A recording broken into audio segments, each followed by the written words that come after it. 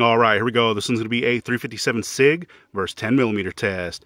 Today, we're going to be trying out some buffalo bore ammo. So for the first one, that one is 124 grain XTP.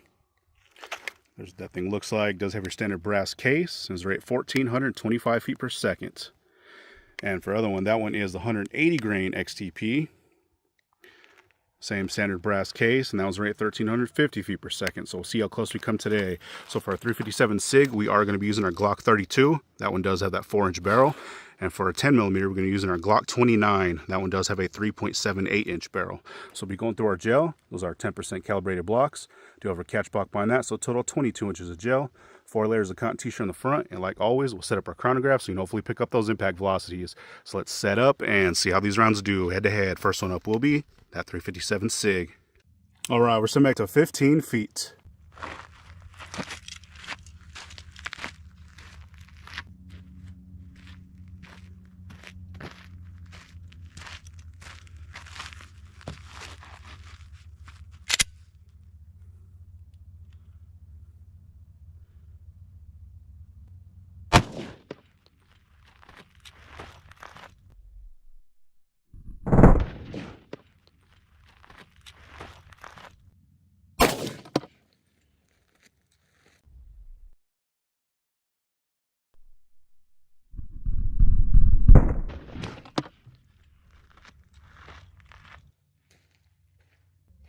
All right, let's see what we did on that one. All right, so it looks like our impact velocity on that one was 1509, so that is awesome to see. Rated was 1425, so we actually got quite a bit more than advertised, so that is great. All right, and there's that shot. Looks like I got a decent hit on that block. You can see right down in there and a huge star pattern so far, so let's check it out from the top. Oh yeah, definitely looking really good. You can see we got a ton of damage going on. Huge spiral cuts. Ton of disruption. Looks like it did settle down a little bit towards that end of the first block, and we did make it into that second block, so that's always good to see. So let's see what kind of measurement we have here from the top. Like always, we'll cut these open later to get a little bit more accurate cross-section measurement, but while we're out here, we are right at 2 3/4. So definitely not the most that we've actually seen for 357 SIG, but it looks like it's kind of going more diagonal than left and right, so still really good. And oh yeah, it looks like we got a little bit more from the side. So you can see from the side, I think came in, opened up really nicely. Now you can really see how big that stretch is. It does look like we do have a little bit of fragmentation, and just a little bit past halfway, maybe that 2/3 mark, it did start to settle down a little bit, and then flatline towards the end, and we made it into that second one. But yeah, it dumped its energy pretty quickly, and a ton of energy also. But yeah, you can see all those little fragments in there, little chunks of lead. And from the side, it looks like we're about 3 1/4, so definitely a lot more from the side than the top. But man, that thing is nasty. It was moving too, and it looks like it is facing towards us. So at our leading edge, we are about 2 3/4 inches, so that made it 13 3/4 inches of total penetration, so not too bad. So let's set up for that 10mm and see how that one does. All right, we're setting back to 15 feet.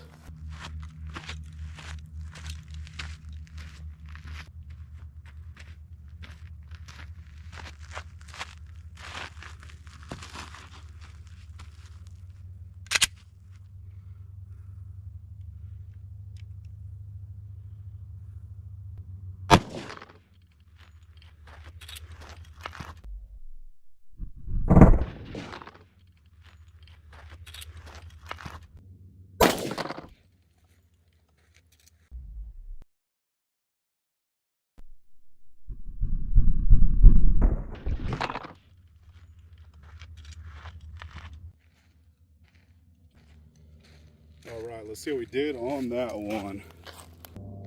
All right, so it looks like our impact velocity on that one was 1215, so actually quite a bit less than advertised.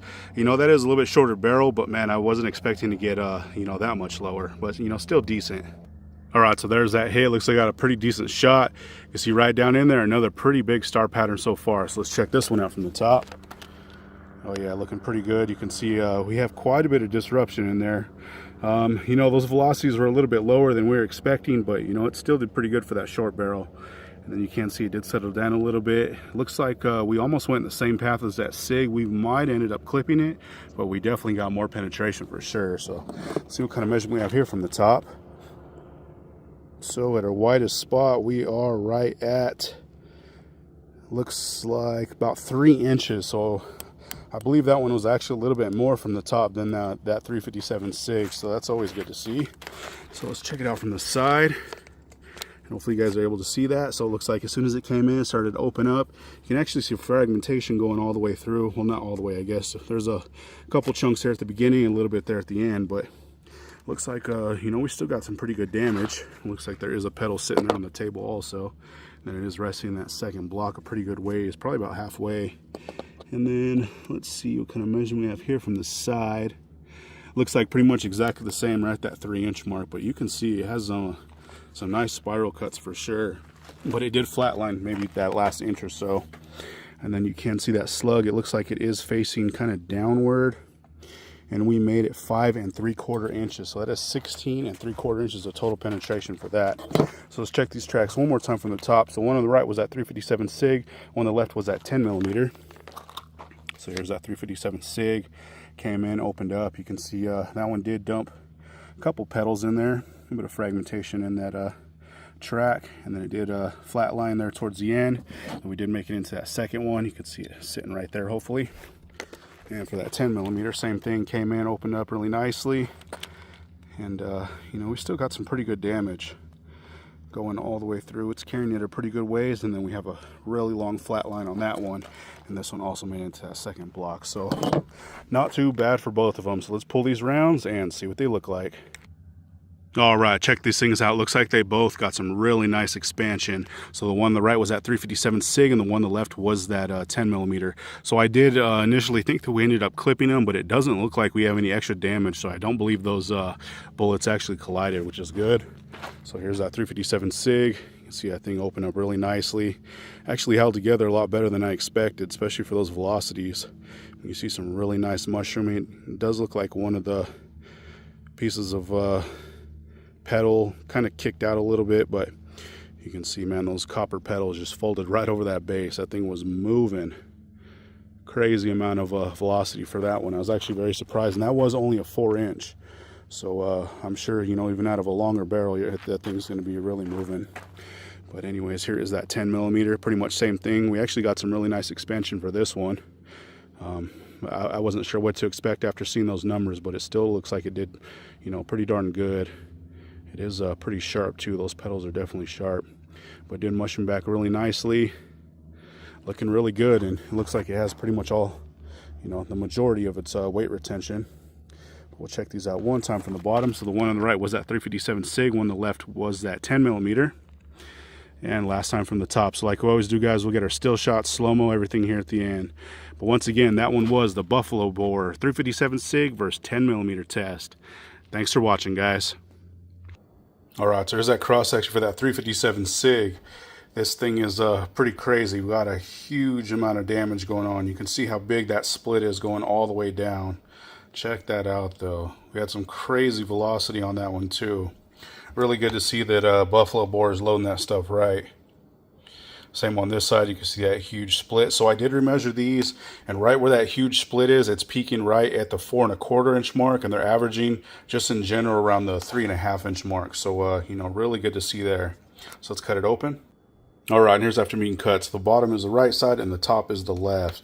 So check this out, man. This is crazy. So pretty much on impact, right around that probably 1/8 to 1/4 inch mark, it started to open up. You can see that huge path going all the way through, just dumping all kinds of energy. You can see a little fragments. I did pull a couple out already, but there is still some more in there. Looks like it did drag in a little bit of that fabric also, but man, that's crazy. I believe that's 627 foot-pounds that it was dumping into this block. And for 357 SIG, man, that is awesome to see. Pretty crazy stuff. That's, you know, right there with normal spicy hand loads. But yeah, just crazy. But here's another side, right where it came in, opened up. Check that out, though. Just a huge channel, man.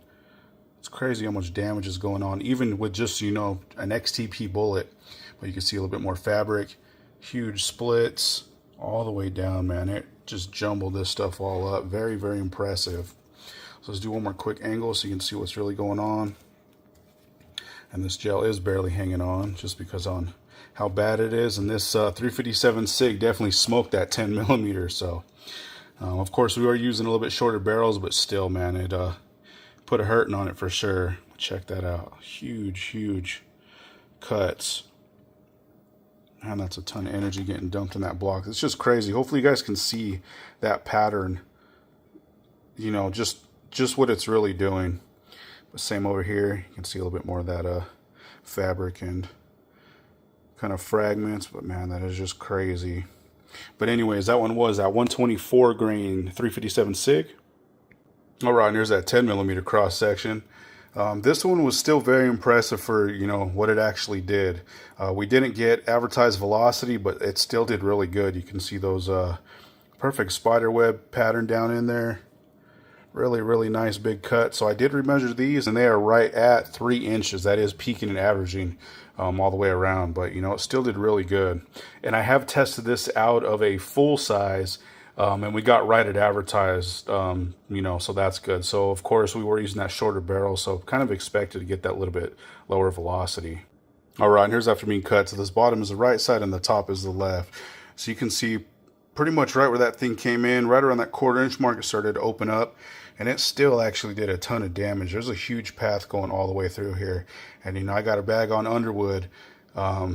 Even though this stuff, excuse me, did not reach advertising with just over 1,200 feet per second, it still did better than anything that Underwood's producing right now. They're underloading everything that they have, so they've been pretty disappointing. So it's cool to see that this doubles tap is still you know, pretty much on point. But you can see, man, that drug in a bunch of that fabric, huge massive splits. Excuse me. So same thing on the top, came in, opened up pretty much on contact. It started to open up, and once again you can see that path going all the way through. This side's barely hanging on, but yeah, we still have some major splitting.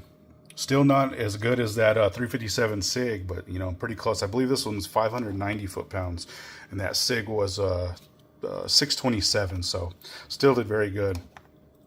So one more, excuse me, one more quick angle. You can see all that damage down in there, just massive cutting. That still is a big slug going through there, 180 grain at, you know, over 1,200 feet per second, but same over here. Still very impressive stuff. So there we go, guys. That one was at 180 grain 10 millimeter buffalo bore out of that Glock 29. Thanks again for watching, guys.